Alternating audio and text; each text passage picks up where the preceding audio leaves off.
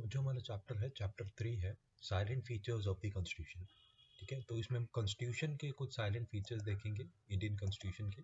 ठीक है, तो सबसे पहले इंडिया का जो कॉन्स्टिट्यूशन है वो यूनिक है अपने कंटेंट्स में, वो यूनिक है अपनी स्पिरिट में। इंडिया का जो कॉन्स्टिट्यूशन है वो every known constitution of the world से उसने कुछ ना कुछ बोरो किया है।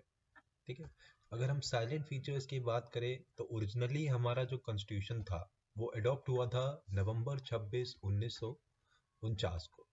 ठीक है, नवंबर 26 1949 को हमारा कॉन्स्टिट्यूशन अडॉप्ट हुआ और उसके बाद काफ़ी सारे changes, substantial number of changes हमारे कॉन्स्टिट्यूशन में देखे गए हैं। मेजर जो चेंजेस हुए वो 7th amendment, 42nd, 44th, 73rd, 74th and the 97th amendment था। अब जो 42nd अमेंडमेंट था सबसे इम्पॉर्टेंट था, तभी लिए हम उसे मिनी कॉन्स्टिट्यूशन भी बोलते हैं, क्योंकि मेजर जो चेंजेस थे हमारे कॉन्स्टिट्यूशन में इसी अमेंडमेंट के थ्रू ही हुए थे। उसके बाद एक जजमेंट आया था सुप्रीम कोर्ट का केशव नंदा भारती केस में। उसमें भी ये बोला गया कि सुप्रीम कोर्ट के द्वारा कि जो पार्लियामेंट है under the article 368, parliament can not alter the basic structure of the constitution. Parliament हमारे कॉन्स्टिट्यूशन के बेसिक स्ट्रक्चर को अल्टर नहीं कर सकता है। ठीक है, ये बोला गया था हमारे केशव नंदा भारती केस के जजमेंट में, जो कि 1973 में आई थी। उसके बाद साइलेंट फीचर्स अगर आप कॉन्स्टिट्यूशन के देखें तो कॉन्स्टिट्यूशन ऑफ इंडिया जो है सबसे लेंथीएस्ट है और सबसे लेंथीएस्ट रिटन कॉन्स्टिट्यूशन बताया गया है। ठीक है, वो सबसे लंबा रिटन कॉन्स्टिट्यूशन बताया जाता है। अब अमेरिकन कॉन्स्टिट्यूशन की बात करें तो वो तो रिटन है। ठीक है, पर जो ब्रिटिश कॉन्स्टिट्यूशन है वो अनरिटन है। ये हमें कुछ फैक्ट्स पता होने चाहिए। अब कॉन्स्टिट्यूशन ऑफ इंडिया सबसे लेंथीएस्ट है पूरे वर्ल्ड का, काफ़ी कॉम्प्रिहेंसिव है, काफ़ी इलेबोरेट है, काफ़ी डिटेल्ड ये डॉक्यूमेंट है। ओरिजिनली आप देखें 1949 में जब ये इन्फोर्स हुआ तब इसके अंदर एक प्रियम्बल था, 395 आर्टिकल्स थे जो कि 22 पार्ट्स के अंदर डिवाइडेड थे और 8 शेड्यूल थे। ठीक है, ये हमारा ओरिजिनली जब वो इन्फोर्स हुआ 1949 में। मतलब 395 आर्टिकल्स 22 पार्ट्स में डिवाइडेड थे, पार्ट 1 to 22, और प्रियम्बल था और 8 शेड्यूल थे। आज की डेट की बात करें प्रेजेंट डे में, हमारा जो कॉन्स्टिट्यूशन है उसमें 465 आर्टिकल्स हैं जो कि 25 पार्ट्स के अंदर डिवाइडेड है। हमारे पास 12 शेड्यूल्स है और प्रियम्बल है। ठीक है, काफ़ी सारे प्रोविजंस को हटाया भी गया है। ठीक है, अब 4 फैक्टर्स जिसकी वजह से हमारा कॉन्स्टिट्यूशन इतना लेंदी है। नंबर 1, हमारी कंट्री की जो ज्योग्राफी है वो काफ़ी वास्ट है, काफ़ी वास्टनेस है हमारी कंट्री की और काफ़ी एक डाइवर्स कंट्री है। हिस्टोरिकल फैक्टर्स का जैसे कि हमारा इन्फ्लुएंस है गवर्नमेंट ऑफ इंडिया एक्ट 1935 का। ठीक है, जो कि इसको बल्कि बनाता है। फिर सिंगल कॉन्स्टिट्यूशन है for both the centre and the state except the JNK, और डोमिनेंस है लीगल लिमरीज का हमारे कॉन्स्टिट्यूएंट असेंबली में। ठीक है, तो ये कारण है कि क्यों हमारा कॉन्स्टिट्यूशन इतना लेंदी है। ठीक है, हमने ज्योग्राफी की बात करी, काफ़ी वास्ट कंट्री है। Historical government of India act से भी हमने बोरो करे हैं जो कि खुद में एक बल्कि थी। उसके बाद जो हमारा जो सिंगल कॉन्स्टिट्यूशन है both for the centre and the state, और फिर डोमिनेंस ऑफ लीगल लिमरीज का हमारी कॉन्स्टिट्यूएंट असेंबली में, जो कि हमारे कॉन्स्टिट्यूशन को फ्रेम करने वाली थी। उसके बाद अगर हम देखें कि नेक्स्ट जो आता है कॉन्स्टिट्यूशन में हमारे फंडामेंटल प्रिंसिपल्स भी है कि किस तरह गवर्नेंस किया जाना है, एडमिनिस्ट्रेटिव प्रोविजंस भी है, तभी लिए भी एक कारण है कि क्यों हमारा कॉन्स्टिट्यूशन इतना लंबे है। फर्दर वो मैटर्स जिससे कि अदर डेमोक्रेटिक कंट्रीज में that have been left to the ordinary legislations, ठीक है, वो भी हमने प्रोवाइड करे हैं हमारे कॉन्स्टिट्यूशन में। अब ये तो पहला फैक्टर था कि क्यों हमारा जो कॉन्स्टिट्यूशन है वो लेंथीएस्ट है, रिटन कॉन्स्टिट्यूशन है, ये हमारा पहला फीचर था। दूसरा जो फीचर है कॉन्स्टिट्यूशन का, that constitution has been drawn from the various sources. ठीक है, तो काफ़ी सारे सोर्सेज से हमने कुछ ना कुछ अडॉप्ट करा है, काफ़ी सारे कॉन्स्टिट्यूशन से पूरे वर्ल्ड के। गवर्नमेंट ऑफ इंडिया एक्ट भी एक इंपॉर्टेंट रोल प्ले करती है हमारे कॉन्स्टिट्यूशन में। B.R. अम्बेडकर ने प्राउडली अक्लेम किया कि जो कॉन्स्टिट्यूशन ऑफ इंडिया है has been framed after ranking the known constitution of the world. अब स्ट्रक्चरल पार्ट बेसिकली हमने जो लार्ज एक्सटेंट हमारा गवर्नमेंट ऑफ इंडिया एक्ट 1935 से है। फिलोसफिकल पार्ट जो है हमारा ये जैसे कि फंडामेंटल राइट्स, हमारा DPSP, ये हमने फंडामेंटल राइट्स हमने अमेरिका से लिया है और DPSP हमने इरेज के कॉन्स्टिट्यूशन से लिया है, जो कि फिलोसफिकल पार्ट बनाते हैं। ठीक है, अब यहाँ पे हमें पता होना चाहिए कि क्या स्ट्रक्चरल पार्ट है हमारे कॉन्स्टिट्यूशन का, क्या फिलोसफिकल पार्ट है। उसके अंदर हमारा डीपीएसपी आता है, फंडामेंटल राइट्स आता है। तीसरा हमारा पॉलिटिकल पार्ट है, जो कि बेसिकली हमने ब्रिटेन के कॉन्स्टिट्यूशन से बेसिकली अडॉप्ट किया है। ब्रिटेन के जैसे कैबिनेट गवर्नमेंट, ठीक है, relation between executive and legislature, ये हमने ब्रिटेन के कॉन्स्टिट्यूशन से अडॉप्ट किया है। अदर प्रोविजन जैसे कि हमने जुडिशरी का, हमारे अपॉइंटमेंट्स का, ठीक है, हमारे इलेक्शंस का, ठीक है, अलग अलग कंट्री से अडॉप्ट करा है। ठीक है, वो हम डिटेल में देखेंगे। मोस्ट प्रोफाउंड जो इन्फ्लुएंस एंड मटेरियल रहा है सोर्स ऑफ कॉन्स्टिट्यूशन का is the government of India act, ठीक है, 1935। Federal scheme, judiciary, governors, PSC and the most of the administrative power, वो हमने इसी 1935 के एक्ट से लिया है। यहाँ पे ये काफी इंपॉर्टेंट हो जाता है कि हमने गवर्नमेंट ऑफ इंडिया एक्ट 1935 से क्या क्या हमने बोरो किया है। ठीक है, उसके बाद मोस्ट ऑफ द प्रोविजन जो थे कॉन्स्टिट्यूशन के identical to be bear the close resemblance और to the act of the 1935। उसके बाद कॉन्स्टिट्यूशन हैज बीन क्लासिफाइड, अब थर्ड जो हमारा फीचर है कि it is a blend of rigidity and the flexibility. Flexibility भी है, रिजिडिटी भी है। तो कॉन्स्टिट्यूशन को रिजिड क्यों बोला गया है, उसका ये कारण है कि एक स्पेशल प्रोसीजर आपको रिक्वायर्ड होता है अमेंडमेंट करने का। अगर आपको कोई भी अमेंडमेंट करना है कॉन्स्टिट्यूशन में, then you require a special procedure, that's why it is the called the rigid constitution. ठीक है, एक स्पेशल तरीका होगा अगर आपने कॉन्स्टिट्यूशन में चेंजेस करने हैं। अब ये जो प्रोविजन है, जैसे कि आप अमेरिकन कॉन्स्टिट्यूशन से आपने भी जो है वो रिजिड बोला जाता है। सेकंड हम बोल रहे हैं कि हमारा कॉन्स्टिट्यूशन फ्लेक्सिबल है। ठीक है, तो जैसे कि ऑर्डिनरी लॉज होते हैं, उसी तरह भी हम उसको अमेंड कर सकते हैं। जैसे कि ऑर्डिनरी लॉ है, उसी ही तरह हम कॉन्स्टिट्यूशन को अमेंड कर सकते हैं। That means it is a blend of both flexibility and the rigidity. Flexibility वाला पार्ट हमारे ब्रिटेन के कॉन्स्टिट्यूशन से लिया गया और रिजिडिटी वाला पार्ट जो है हमने अमेरिकन कॉन्स्टिट्यूशन से लिया है।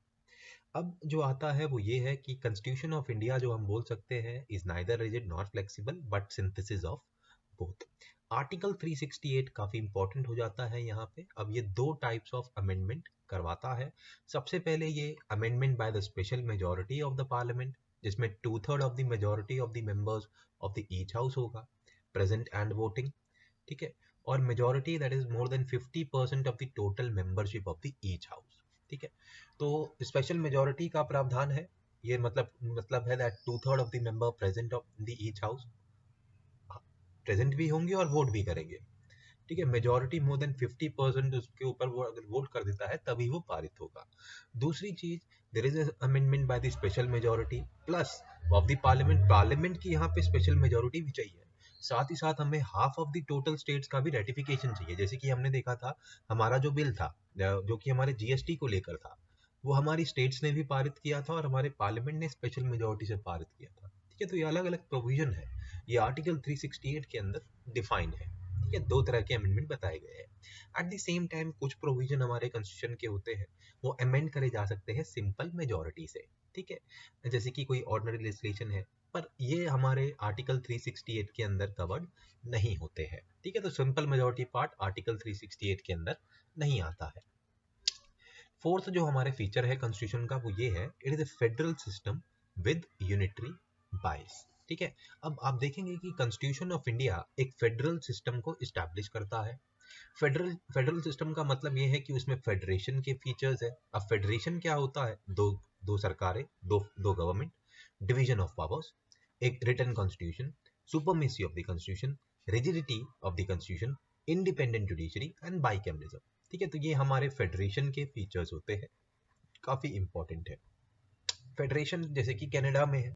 ठीक है, अब इंडिया का जो कॉन्स्टिट्यूशन है also contains a large number of unitary features भी है, फेडरल फीचर्स भी है।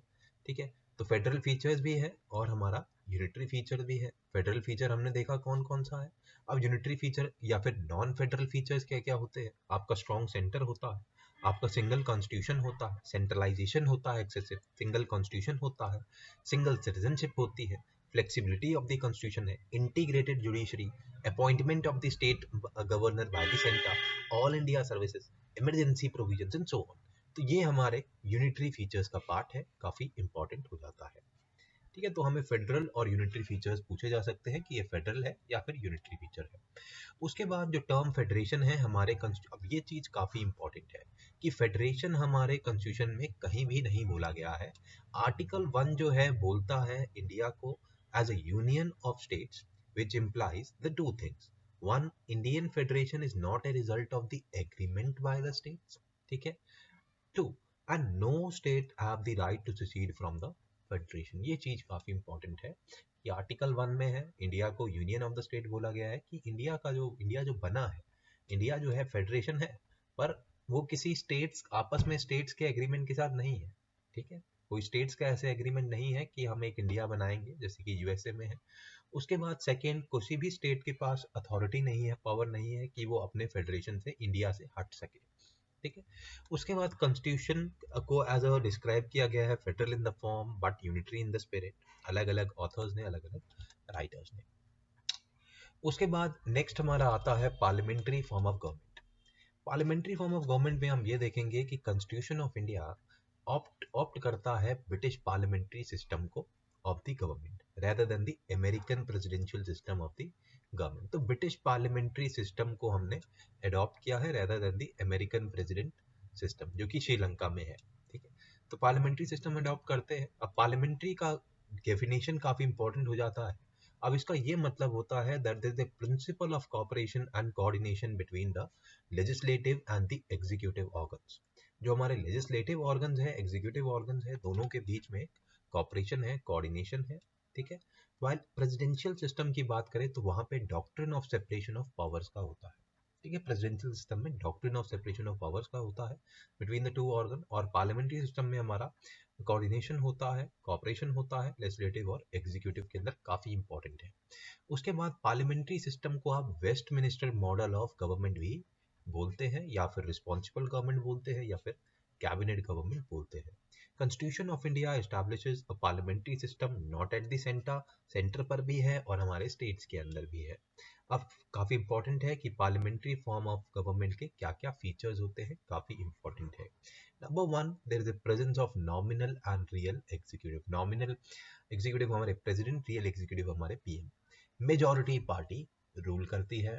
ठीक है, एक collective membership to the executive, to the collective responsibility of the executive to the legislature, ये हमने देखा था cooperation coordination, membership of the ministers in the legislatures। ठीक है, मिनिस्टर्स भी लेजिस्लेचर का पार्ट होंगे, और लीडरशिप ऑफ द पीएम या फिर CM, dissolution of the lower house या फिर लोकसभा या फिर असेंबली। ठीक है, तो ये काफी इंपॉर्टेंट है, ये पार्लियामेंट्री फॉर्म ऑफ गवर्नमेंट के फीचर्स है। ओवरऑल हम कह सकते हैं कि इंडिया का जो पार्लियामेंट्री सिस्टम है is based on the British pattern, but कुछ सर्टेन डिफरेंसेस है बिटवीन द टू। अगर आप बात करें, ये काफी इंपॉर्टेंट है कि इंडियन जो पार्लियामेंट है कोई सोवरेन बॉडी नहीं है, जैसे कि हमारे ब्रिटेन का पार्लियामेंट है। ठीक है, ब्रिटेन का पार्लियामेंट इज सोवरेन बॉडी, पर इंडिया में नहीं। फर्दर, इंडिया का जो स्टेट है वो इलेक्टेड होता है, रिपब्लिक होता है। इंडिया में प्रेसिडेंट का इलेक्शन होता है, बट ब्रिटिश स्टेट के अंदर हमारे पास क्वीन होता है। ठीक है, तो वो क्या हेरिडिटरी हेड है, वो मोनार्कियल भी फॉर्म एग्जिस्ट करती है, पर इंडिया इज रिपब्लिक। उसके बाद पार्लियामेंट्री सिस्टम, चाहे इंडिया हो चाहे ब्रिटेन हो, वहां पे जो पीएम का रोल है वो काफी इंपॉर्टेंट है। ये तो ब्रिटेन में भी है, इंडिया में भी है।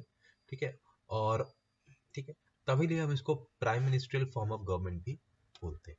ठीक है, अब सिक्स्थ जो हमारे कॉन्स्टिट्यूशन का फीचर है, that is the synthesis of the parliamentary sovereignty and the judicial supremacy.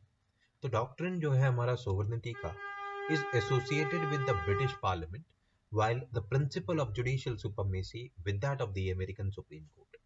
ठीक है, कि जो आपका सोवरेनिटी है पार्लियामेंट का is associated with the British parliament, while जो प्रिंसिपल ऑफ जुडिशियल सुपरमेसी है with that of the American supreme court. ठीक है, अब सिंथेसिस है पार्लियामेंट्री सोवरेनिटी का और जुडिशियल सुपरमेसी का हमारा कॉन्स्टिट्यूशन। अब सोवरेनिटी ऑफ द पार्लियामेंट का क्या मतलब है कि ब्रिटिश का जैसे पार्लियामेंट्री सिस्टम है वही हमने अडॉप्ट किया है, और जुडिशियल सुपरमेसी कैसा है जैसे कि अमेरिकन सुप्रीम कोर्ट है।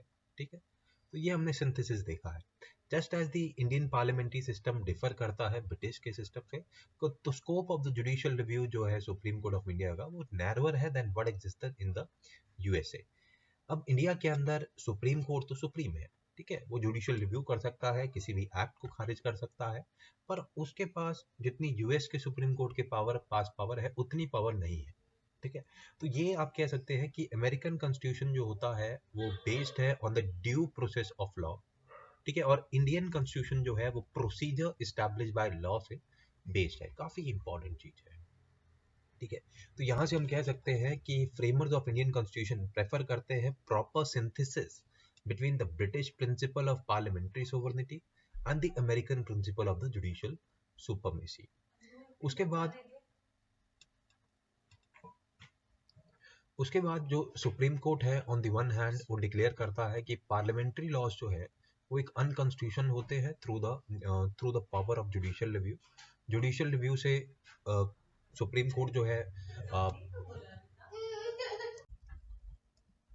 तो यहाँ पे अगर हम देखें कि जो इंडियन कॉन्स्टिट्यूशन है वहाँ पे पार्लियामेंट भी सोवरेन है पर वहाँ पे जुडिशियल भी सुप्रीम है, ठीक है। तो ये हमें कहाँ से देखने को मिलता है, ब्रिटिश पार्लियामेंट्री सिस्टम हमारे पार्लियामेंट को सोवरेनिटी देता है, उसी तरह यूएस का जो कॉन्स्टिट्यूशन है वो हमारे सुप्रीम कोर्ट को पावर देता है। अब कुछ डिफरेंस है यूएसए के और इंडियन सुप्रीम कोर्ट में। यूएसए का जो सुप्रीम कोर्ट है वो वर्क करता है as per the due process of law, ठीक है, पर जो इंडिया का जो कॉन्स्टिट्यूशन है वो कहता है procedure establish by the law.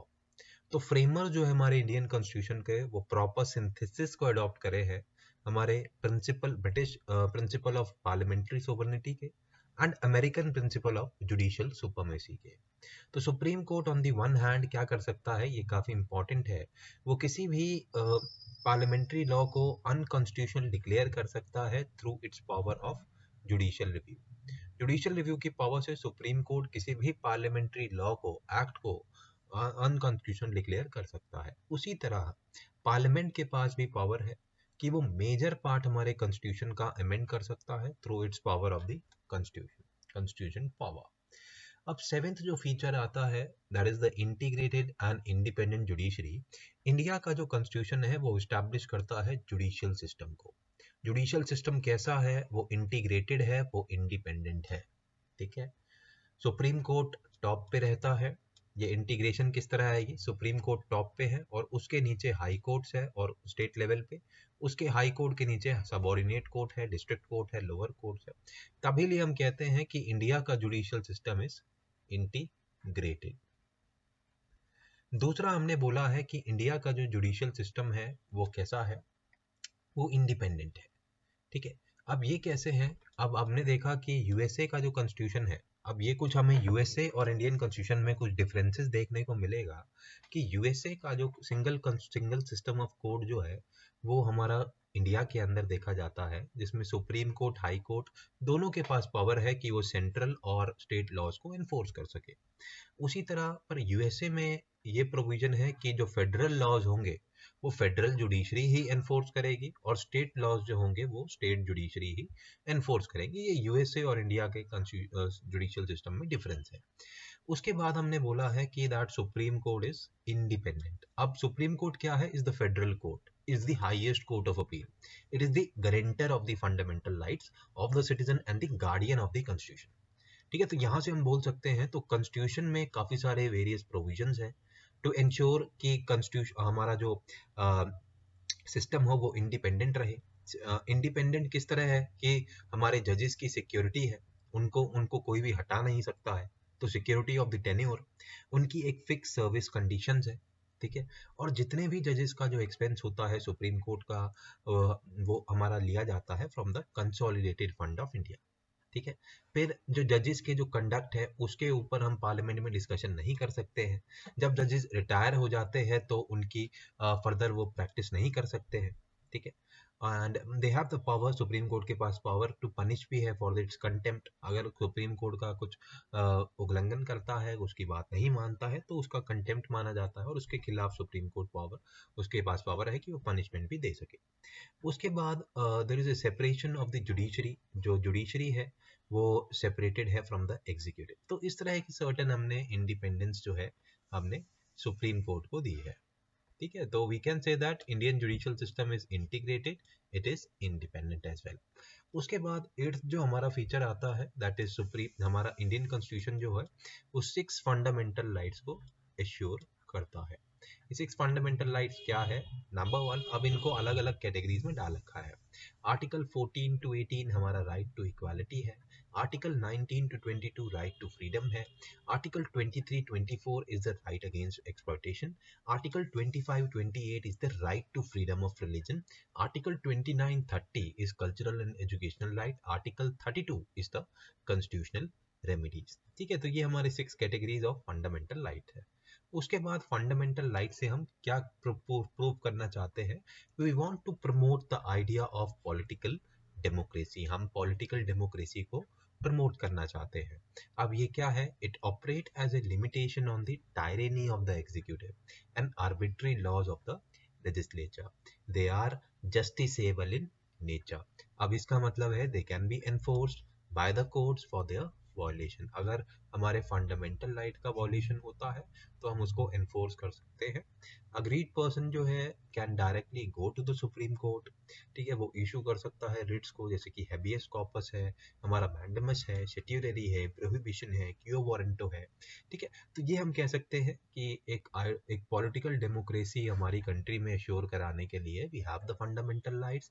Fundamental rights अब ये काफ़ी इंपॉर्टेंट है कि उनका क्या पर्पस है। नंबर 1 पॉलिटिकल डेमोक्रेसी, सेकंड आता है that we have to promote the limitations, जो हमारा एग्जीक्यूटिव है वो मनमानी ना करे, arbitrary laws of the legislature को ना बना दे। ठीक है, तो ऐसे में हमारे लोगों को पावर दिया गया है, there are certain fundamental right. ठीक है, अगर जैसे कि आप देखिए उदाहरण के तौर पे, अगर आपको ये बोला जाए कि आपके मोबाइल फोन्स बंद कर दिए गए हैं हमारे 18 साल के बच्चों के, 18 साल के कम बच्चों के, ठीक है, तो बोला गया कि मोबाइल कम कर दिया गया, तो एक तो क्या है, उनका फंडामेंटल राइट वॉलेट होता है। ठीक है, ठीक है, और दे हैव द सर्टेन राइट्स, ठीक है, राइट टू इक्वालिटी, ठीक है, तो वो आवाज उठा सकते हैं। ठीक है, तो सरकार मनमानी या एग्जीक्यूटिव मनमानी ना करे, उसके लिए we have the fundamental right. ठीक है, अग्रीड पर्सन क्या कर सकता है, अगर उसके फंडामेंटल राइट का वॉल्यूशन हो, he can directly approach to supreme court. Supreme court क्या करेगा, वो रिट्स इशू कर देगा। ठीक है, ताकि उसके राइट्स को रिस्टोर किया जाए। उसके बाद फंडामेंटल राइट्स का ये कैरेक्टरिस्टिक्स है, they are not absolute and subject to the reasonable restrictions, उनके ऊपर सर्टेन रिस्ट्रिक्शन लगाई जाती है। Further they are not sacrosanct and can be curtailed, उनके ऊपर रोक लगाई जा सकती है। They can be repealed by the parliament through a constitutional amendment act. ठीक है, फर्दर ये पार्लियामेंट को पास पावर है, दैट फंडामेंटल राइट ये काफी इंपॉर्टेंट है, दे आर नॉट सैक्रोसेंट, उनको कर्टेल भी किया जा सकता है, पार्लियामेंट उनको रिपील कर सकता है, and that is by the constitutional amendment act. ठीक है, एंड जैसे कि नेशनल इमरजेंसी जब लगी थी, तो ये फंडामेंटल राइट्स सारे सस्पेंड कर दिए गए थे, नॉर्मली ऐसा ही होता है, पर आर्टिकल 20 और 21 को नहीं सस्पेंड किया गया था। तो ये सर्टेन प्रोविजन है कि कब इमरजेंसी लगेगी, किस तरह की, और किस तरह की फंडामेंटल राइट इस दौरान रिपील कर दिए जाएंगे। ठीक है, ये हम डिटेल में देखेंगे। तो अब जो आता है हमारा 9th जो फीचर है, वो कहता है डीपीएसपी के बारे में। अब डीपीएसपी क्या है, डीपीएसपी जो है is the directive principle of state policy. ठीक है, अब इसको हम डिटेल में देखेंगे कि इसका मतलब क्या है। ठीक है, तो डॉक्टर बी आर अम्बेडकर ने, जो कि हमारे फ्रेमर थे कॉन्स्टिट्यूशन के, उन्होंने डीपीएसपी को एक नोबल फीचर बताया है हमारे इंडियन कॉन्स्टिट्यूशन का। ठीक है, अब डीपीएसपी को part 4 of the Indian constitution के अंदर रखा गया है। ठीक है, फर्दर इसकी 3 ब्रॉड कैटेगरीज है। Number 1 socialist, number 2 Gandhian, number 3 इन लिबरल इंटेलेक्चुअल। ये 3 जो है इसके अंदर कैटेगरीज है, सोशलिस्ट, गांधीयन, लिबरल, इंटेलेक्चुअल। उसके बाद जो डायरेक्टिव प्रिंसिपल्स है, अब इसका क्या पर्पस है, it is mean for promoting the ideal of social and economic democracy. हमें सोशल और इकोनॉमिक डेमोक्रेसी को प्रमोट करने के लिए हमने डीपीएफसी का प्रावधान रखा है। ठीक है, तो we have to promote the ideal of social and economic justice. ठीक है, फंडामेंटल राइट हमने देखा था, that was mean for the political democracy. ठीक है, पॉलिटिकल डेमोक्रेसी के लिए था। और उसी तरह हमारा जो डीपीएसपी है is for the social and economic democracy. 3 categories है, गांधीयन, लिबरल और लिबरल इंटेलेक्चुअल और सोशलिस्ट। अब बेसिकली हमें डीपीएसपी के थ्रू एक वेलफेयर स्टेट को इस्टेब्लिश करना है, ये काफी इंपॉर्टेंट है। अब फंडामेंटल राइट्स क्या है, फंडामेंटल राइट्स जो थे वो जस्टिसेबल थे। ठीक है, पर डी मतलब अगर उनका वॉल्यूशन होता है तो any person can approach the judiciary and can ask for the restoration of the rights, but DPSP के केस में ऐसा नहीं है, they are non justiciable। अब इनका जो enforcement होगा वो नहीं पॉसिबल है कोर्ट के द्वारा। तो कॉन्स्टिट्यूशन इटसेल्फ कहता है कि जो प्रिंसिपल्स है ये फंडामेंटल है in the governance of the country. Country को गवर्न करने के लिए ये जो प्रिंसिपल है डीपीएसपी के, ये फंडामेंटल है। तो ये स्टेट की ड्यूटी होती है to apply these principle while making the laws. ठीक है, तो फंडामेंटल है पर जुडिशियल नहीं है। ठीक है, पर स्टेट को अडॉप्ट करना है इनको जब भी वो कोई लॉ को फ्रेम करते हैं। ठीक है, तो मॉरल ऑब्लिगेशन इम्पोज करी गई है हमारी स्टेट अथॉरिटीज के ऊपर कि वो इनको अप्लाई करे। ठीक है, उसके बाद मिनर्वा मिल केस काफी इंपॉर्टेंट था 1980 में। सुप्रीम कोर्ट ने ये बोला कि इंडियन कॉन्स्टिट्यूशन जो है is founded on the bedrock of balance between the fundamental rights and the DPs. ठीक है, तो ये मिनर्वा मिल केस था 1980 का। ठीक है, दैट सुप्रीम कोर्ट ने ये बोला कि इंडियन कॉन्स्टिट्यूशन जो है is founded on the bedrock of the balance between the fundamental rights and the directive principles. उसके बाद हम देखेंगे फंडामेंटल ड्यूटीज क्या है। ठीक है, फंडामेंटल राइट्स देखा, directive principle of state policy देखा, अब देखते हैं फंडामेंटल ड्यूटीज क्या है। तो सबसे पहले जो ओरिजिनली कॉन्स्टिट्यूशन में फंडामेंटल ड्यूटीज नहीं थी, there was no provision for the fundamental duties originally, जब वो 1949 में एनफोर्स हुआ। ठीक है, पर 1957 1977 में जब हमारी इंटरनल इमरजेंसी चली, ठीक है, तो वो फेस ऐसा था जिसमें काफ़ी हमें एक नीड पड़ी कि एक लोगों के ऊपर एक सर्टेन ड्यूटीज़ भी इम्पोज करी जाए। तो हमारा 42वां संशोधन आया था 1976 में, जिसको हम मिनी कॉन्स्टिट्यूशन भी बोलते हैं। और ये जो उस दौरान हमने फंडामेंटल ड्यूटीज़ को हमने अडॉप्ट किया। फंडामेंटल ड्यूटीज़ को रिकमेंड किया गया था, दैट वाज बाय द स्वर्ण सिंह कमेटी। और 86 कॉन्स्टिट्यूशनल अमेंडमेंट जो था 2002 का, उसने एक और ड्यूटी को ऐड कर दिया। तो ओवरऑल आप कह सकते हैं there are 11 fundamental duties that have been added. First 10 जो है वो 1942 72 में आई, 76 में आई हमारा 42nd अमेंडमेंट के थ्रू। अब 11th जो ड्यूटी थी दैट वाज इन 2002। ठीक है, 86 सीएए के थ्रू। ठीक है, तो इस तरह हमने फंडामेंटल 11 फंडामेंटल ड्यूटीज है। अब इनको ऐड किया गया है पार्ट 4A में। पार्ट 4 में हमारा डीपीएसपी है और पार्ट 4A में हमारी फंडामेंटल ड्यूटीज है। एक ही आर्टिकल डेडिकेट किया गया है, आर्टिकल 51। ये 11 फंडामेंटल ड्यूटी को स्पेसिफाई करता है, जिसमें हम देखेंगे कुछ इस प्रकार है, that is you have to respect our constitutional flag and the national anthem. Constitution, national flag, national anthem को रिस्पेक्ट देना है। We have to protect the sovereignty, unity, integrity of the country. We have to promote the spirit of common brotherhood among all. We have to preserve the rich heritage of our composite culture and so on. उसके बाद fundamental duty जो होती है ये serve करती है as a reminder to the citizens. ठीक है, हमारे लोगों को एक रिमाइंडर की तरह काम करती है that while enjoying the rights they have the certain conscious duties they owe to their country. ठीक है, and their society and their fellow citizens. Like the DPSP duties जो है ये नॉन जस्टिसेबल नेचर की है। ठीक है, so these duties are non justiciable in nature. अब 11th जो फीचर आता है that is a secular state. तो कॉन्स्टिट्यूशन ऑफ इंडिया जो है एक सेकुलर स्टेट को इस्टेब्लिश करता है। It does not uphold any particular. अब सेकुलर स्टेट का मतलब ये होता है कि कोई भी हिंदुइज्म, कोई भी क्रिश्चियनिटी, कोई भी इस्लामिक, ठीक है, किसी भी पर्टिकुलर में हमारा कॉन्स्टिट्यूशन बिलीव नहीं करता है। वो एक सारे रिलीजन को एक ही मानता है। ठीक है, सो इंडिया का खुद का अपना कोई नेशनल रिलीजन नहीं है। जैसे कि पाकिस्तान में इस्लाम है, इंडिया ने सबको एक बराबरता दिया है। ठीक है, that is India is a secular state. ठीक है, अब following provisions of the constitution हमारे सेकुलर स्टेट के बारे में बताते हैं। जैसे कि सेकुलर जो टर्म था ये भी ऐड किया गया था 42nd अमेंडमेंट के थ्रू 1976 में। हमारे प्रियम्बल के अंदर इसको डाला गया। 3 वर्ड आए थे, secular, socialist and the integrity. उसके बाद प्रियम्बल भी कहता है that we have to secure all the citizen liberty of belief, thought, faith and the worship.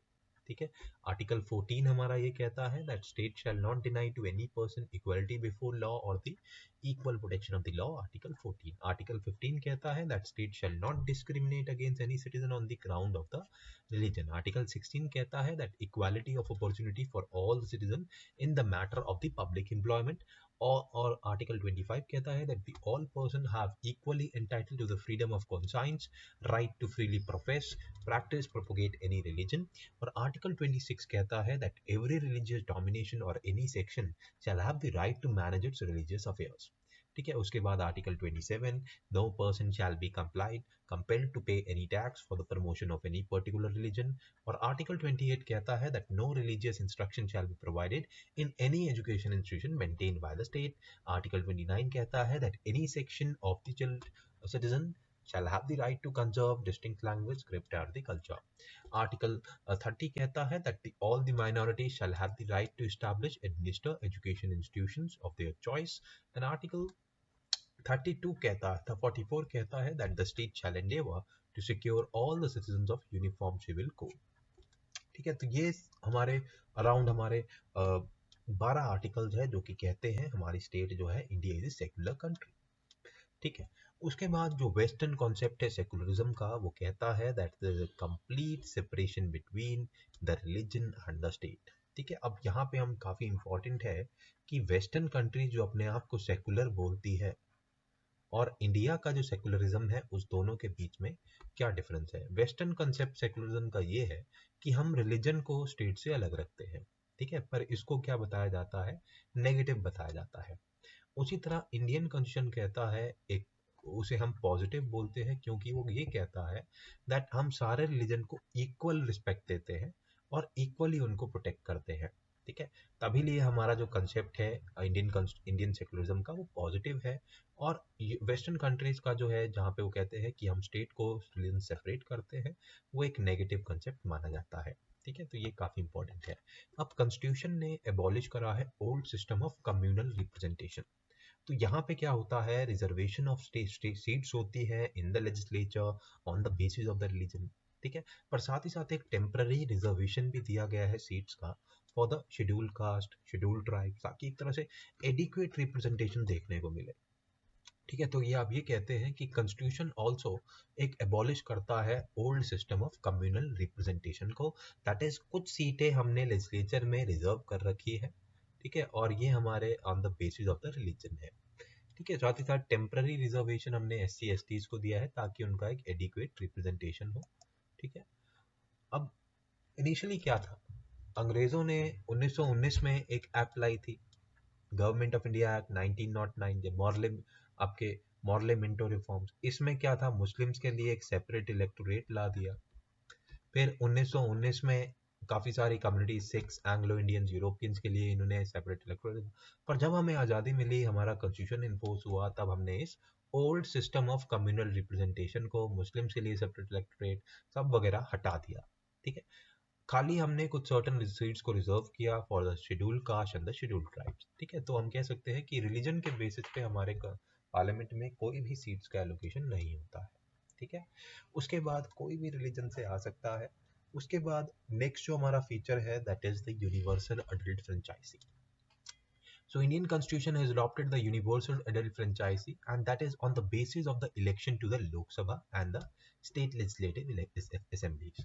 तो लोकसभा और जो स्टेट विधानसभा के जो चुनाव होते हैं उसमें हमने एक यूनिवर्सल एडल्ट फ्रेंचाइजी को अडॉप्ट कर रखा है. अब इसका मतलब क्या होता है, इसका मतलब ये होता है that every citizen who is not less than age of 8 who is not less than the age of 18 has the right to vote. 18 साल से कम का नहीं है वो वोट डाल सकता है. अब इसमें किसी भी तरह का religion, race, caste, sex, literacy, wealth so on को नहीं देखा जाना है. ठीक है, तो ओरिजिनली ये 21 ईयर्स थी, पर 1989 में एक हमारा 61st CAA आया, उसने 18 साल उम्र कर दी वोट डालने की. ठीक है, इसे हम यूनिवर्सल एडल्ट फ्रेंचाइजी बोलते हैं. काफ़ी इंपॉर्टेंट ये हमारे एक फीचर है. ठीक है, इससे क्या फ़ायदा होता है, हमारे सेल्फ रिस्पेक्ट बढ़ती है, प्रेस्टीज बढ़ती है कॉमन मैन की, और अपहोल्ड करता है principle of equality, enable the minority to protect their interest and open up the new hope and vistas for the weaker sections.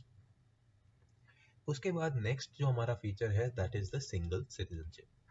India का कॉन्स्टिट्यूशन अपने आप को फेडरल बताता है, डुअल पॉलिटी रखता है कि सेंटर और स्टेट में दोनों में अलग अलग सरकारें होती है, पर वो एक सिंगल सिटीजनशिप को अडॉप्ट करता है. ठीक है, तो ओवरऑल चाहे वो राजस्थान से हो चाहे महाराष्ट्र से हो, वो ओवरऑल एक इंडियन नागरिक कहेगा. और यूएसए में ऐसा नहीं है। यूएसए में जो पर्सन यूएसए का भी बोला जाता है और वहाँ की स्टेट का भी बोला जाता है, ठीक है। जैसे कोई चिकागो से है तो वहाँ का भी नागरिक है और वो यूएसए का भी नागरिक है, तो वहाँ पे डुअल एक तरह से सिटीजनशिप है, ठीक है। डुअल सेट ऑफ राइट्स है, ठीक है। एक नेशनल गवर्नमेंट देती है जिसे हम फेडरल गवर्नमेंट बोलते हैं और दूसरी स्टेट गवर्नमेंट बोलती है। इंडिया के अंदर बात करें, चाहे वो किसी भी स्टेट से हो, वो एक ही भारतीय नागरिक कहा जाएगा। उसके बाद despite the constitutional provision for the single citizenship and the uniform rights of the all the people, India में विटनेस होते हैं, पर इसके बावजूद भी इंडिया के अंदर कम्युनल राइट्स है, क्लास क्लैशेस है, कास्ट वॉर्स है, लिंग्विस्टिक क्लैशेस है, एथनिक डिस्प्यूट्स है, ठीक है। नेक्स्ट जो हमारा फीचर है दैट इज इंडिपेंडेंट बॉडीज का है। इंडियन कॉन्स्टिट्यूशन एक तरह से लेजिस्लेटिव, एग्जीक्यूटिव, जुडिशियल ऑर्गन तो स्टैब्लिश करता ही है, साथ ही साथ सर्टेन इंडिपेंडेंट बॉडीज भी बनाता है, ठीक है। अब ये कैसे हैं, जैसे कि हमारा इलेक्शन कमीशन। इलेक्शन कमीशन एक इंडिपेंडेंट बॉडी है, कॉन्स्टिट्यूशनल बॉडी है क्योंकि ये कॉन्स्टिट्यूशन के अंदर बनाई गई है। अब इलेक्शन कमीशन का क्या काम है, it has to ensure free and fair elections to the parliament, state legislatures, office of president of India and office of vice president of India, ठीक है। ये चार मेजर इलेक्शन करवाता है, पार्लियामेंट के स्तर पे, सांसद के स्तर पे, हमारे जो विधान स्टेट की विधानसभा के स्तर पे, हमारे जो प्रेसिडेंट का जो ऑफिस है, हमारे जो वीपी का जो ऑफिस है, वाइस प्रेसिडेंट का। उसके बाद नेक्स्ट जो ऑफिस आता है independent body that is CAG, that is controller and auditor general of India. इसका क्या काम है, it has to audit the accounts of the centre and the state government. ये एक्ट करता है as the guardian of public purse and comment करता है on the legality and the propriety of the government expenditure. उसके बाद UPSC काफ़ी important body है, that is to conduct the examination for all India services जैसे IPS, IAS and IFOS, ठीक है। तो ये हमारे सर्टेन एग्जाम्स होते हैं जो कि हमारा यूपीएससी कंडक्ट करता है। उसके बाद सर्टेन हायर सेंट्रल सर्विसेज होती है, गस्टेड लेवल पोस्ट होती है, वो भी यूपीएससी कंडक्ट करती है। चौथी जो हमारी इंडिपेंडेंट बॉडी है that is the body called the, ठीक है, इसे हम क्या बोलते हैं, that is called your state public service commission. तो state public service commission conduct करती है रिक्रूटमेंट एग्जाम्स। तो ये जो एसपीएससी हम बोलते हैं, जैसे कि यूपीएससी यूनियन लेवल पे है, सेंट्रल लेवल पे है, उसी तरह स्टेट लेवल पे एसपीएससी होती है, that conduct examination for the state services, advise the governor on the disciplinary matters and so on, ठीक है। तो ये चार मेजर इंडिपेंडेंट बॉडीज है, they are established by the constitution, तो दे हैव सर्टेन इंडिपेंडेंस, ठीक है। जैसे कि हमारे सुप्रीम कोर्ट हाई कोर्ट को है, this is the security of the tenure of their members and the chairman, fix service condition, expenses charge from the CFI and so on, ठीक है। तो ये सब हमें देखने को मिलता है। नेक्स्ट जो आता है that is about the emergency provision, it is a very important feature of the Indian constitution. तो इमरजेंसी जो है, किसी भी तरह से एक्स्ट्रा ऑर्डिनरी सिचुएशन से डील करने के लिए we have empowered the president, constitution has empowered the president to make the emergency, ठीक है, टू डिक्लेयर द इमरजेंसी, ठीक है। So basically we need to safeguard the sovereignty, unity, integrity and the security of the country and democratic political system and the constitution. So there are three types of emergency that have been formed in our constitution. Number one, we have the article 352, that is the national emergency, that is on the ground of war, external aggression or the armed rebellion. And second, we have the president rule, and that is the article 356, and also that is imposed whenever there is failure to comply with the direction of the center, that is article 365. And finally we have the financial emergency, that is article 360. So these are the three forms of emergency that is can be imposed under the different situations. So overall, whenever any emergency is imposed, central government becomes all powerful. It takes over the state into its control, and it converts the federal form to the unitary form of government without any formal amendment to the constitution. So basically, there is a transformation of the political system from the federal to the unitary during the emergency. Next, we have the feature that is the three-tier system of government. So like any other federal constitution, India has a dual polity, and we have contained the provision with regard to the organization, the power of the center and the state. Later, the 73rd and the 74th amendment डाले गए 1992 में. They added the third tier, that is the local bodies. At the urban areas, we have the ULBs, and the rural areas, we have the panchayats. So this was the third tier of our government. Initially, we have the dual polity, center, state, and third we have got the through the 73rd and 74th amendment in 1992. So we have the 73rd Amendment that added the new part, that is part 9 and 11th schedule. Okay, and 74th Amendment added the part 9A and the schedule 12 to the Indian Constitution. Right. So this was about this chapter. We have seen the over 16 important features of the Indian Constitution, which makes which defines our Constitution. There are several important features that we have covered in this news. So next we will be looking at the certain important parts that has been covered.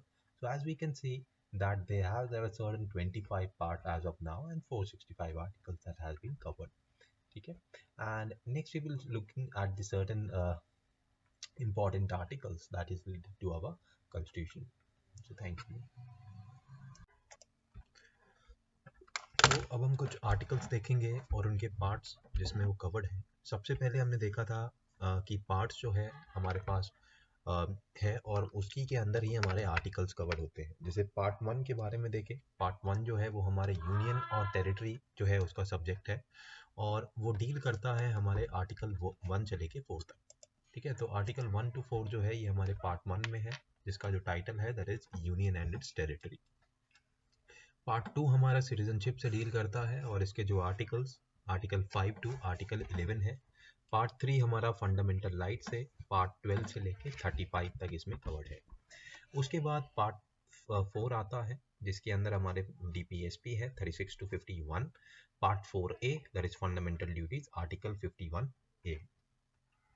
Part 5 जो है काफ़ी important है, हमारा union government से deal करता है. Article 52 से लेके आर्टिकल 151 तक है. पार्ट 6 जो है हमारा स्टेट गवर्नमेंट से डील करता है. आर्टिकल 152 से आर्टिकल 237 तक ये है. उसके बाद हमारा पार्ट आता है part 7 that is states in the part B of the first schedule. इसको डिलीट कर दिया गया था. पार्ट 8 जो है हमारे यूटी से डील करता है. आर्टिकल 239 से लेके आर्टिकल 242 तक है. आर्टिकल 239 से लेके आर्टिकल 242 तक हमारे यूटी से है पार्ट 8 में. पार्ट 9 हमारा पंचायत से डील करता है. आर्टिकल 243 से लेके 243 ओ तक. पार्ट 9A हमारा म्यूनसिपैलिटी से डील करता है 243P से लेके 243ZG. आर्टिकल पार्ट 9B भी है जो कि हमारे कोऑपरेटिव सोसाइटी से डील करता है, जो कि हमारा 17th कॉन्स्टिट्यूशनल फीचर होगा जो कि अभी हम देखेंगे. और ये डील करता है हमारे आर्टिकल 243ZH से ZT तक. और पार्ट 10 जो है हमारा शेड्यूल और ट्राइबल एरिया से डील करता है, काफ़ी इंपॉर्टेंट है. हमारा आर्टिकल 244 से लेके 244A तक है. पार्ट 11 जो है हमारा relation between union and states article 245 से 263.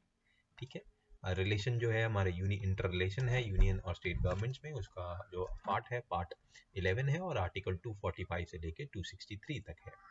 पार्ट 12 जो है फाइनेंस प्रॉपर्टी कॉन्ट्रैक्ट सूट से डील करता है. आर्टिकल 264 से 300A तक है finance property contracts in the suit. और पार्ट 13 जो है ये हमारा trade commerce and intercourse with in the territory of India. Article 301 से 307 तक है. पार्ट 14 जो है हमारा services under the union in the states इस 308 से लेके 323 तक है. पार्ट 14A ट्राइब्यूनल से डील करता है, काफ़ी इंपॉर्टेंट है. और अब आर्टिकल जो है that is 323B. Part 15 election से काफ़ी इंपॉर्टेंट है, 324 से लेके 329 तक A. And part 16 that is a special provision relating to certain classes 330 से लेके 342. ऑफिशियल लैंग्वेज पार्ट 17 में है. 18 पार्ट में जो है हमारा इमरजेंसी प्रोविजन है 252 से लेके 352 से लेके 360 तक है. मिसलेनियस हमारा पार्ट 19 में. 20 में amendment to the constitution article 368 हमने देखा था. और 21 के अंदर temporary and transitional and the special provision 369 से 392 तक है. और 22 में हमारा जो है short title commencement authoritative text in Hindi and repeal से सर्टन 393 से लेके 395 तक है. नेक्स्ट हम देखेंगे ये कुछ इंपॉर्टेंट आर्टिकल्स हैं जो कि हमें याद करने होंगे. ठीक है, उसके बाद नेक्स्ट जो आता है, नेक्स्ट हमारे जो शेड्यूल्स है हमने देखा था हमारे कॉन्स्टिट्यूशन में 12 शेड्यूल्स है, उसको हम कवर करेंगे. शेड्यूल 1 जो है उसका जो सब्जेक्ट मैटर है names of states and UTs, और इसके अंदर आर्टिकल 1 to 4 कवर्ड है.